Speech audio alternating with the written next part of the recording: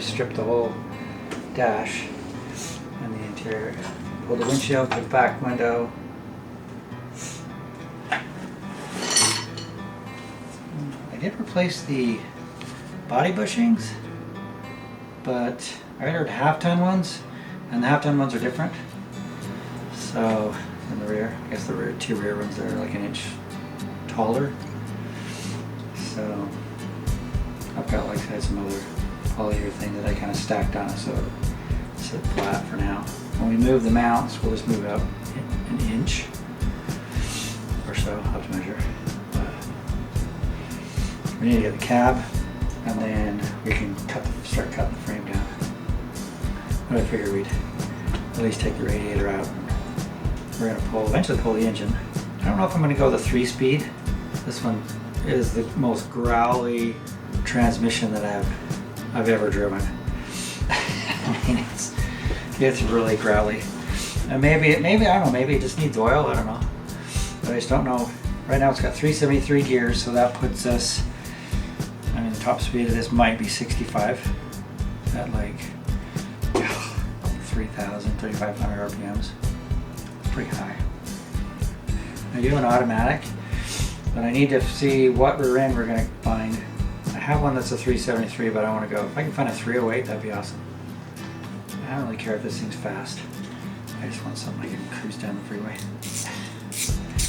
So, I've been just taking everything outside, kind of putting everything in one spot, and then we can go through and clean it, and then hopefully we'll get a warmer day that's sunny. I can just paint it black. Oh yeah, so we pulled the windshield. The corners, these need a little bit of rebuilding. This corner and that corner. This, because we have all new stuff for the Blazer, this is all new, so we don't, like the inside's totally hammered. That's, I mean, it's pretty bad. And that's one of the reasons why we did it. Because I didn't want to have to do the inside of the roof, the windshield, and the back of the cab. Cab corners are just totally rusty, you know, and had a shell on it. Well, it got hit by a Z28 Camaro at 30 miles an hour, and the shell came into the back of the cab, so there's two huge dents. It split the seam on the back, and that's where we it's missing. So last weekend we gutted the interior, took the seat out, gas tank out, gauge cluster, oil box.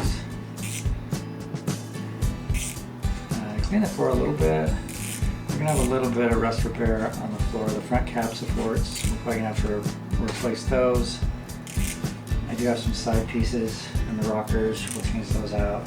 But on the Blazer, after the seat is not there, like the rear cab supports, they're replaced by the rocker boxes, and that kind of ties into the pillars. So what we'll do is we'll leave it intact for now, and we'll get our floor in.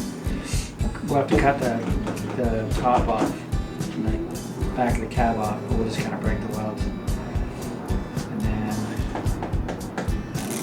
but I need to weld in a whole bunch of supports.